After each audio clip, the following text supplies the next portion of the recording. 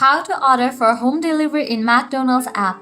Let's get started. Launch your McDonald's app. Make sure you have already logged into your account. You'll land to the home page. Now at the bottom, you're gonna find different options. Navigate to the option of order. Now at the top, you'll see the option of pickup or delivery. Click on the option of delivery. Now you have to select the delivery address and the time. I'm gonna schedule delivery. Then you can select the address. Once you do that, you can click on continue. Now you can explore the menu. Then select the items that you want to order.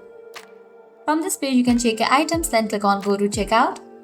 Now here you're going to find all the details. Ensure everything is correct. Select your payment method. And you can place your order. So this is how you can easily order for home delivery in McDonald's app.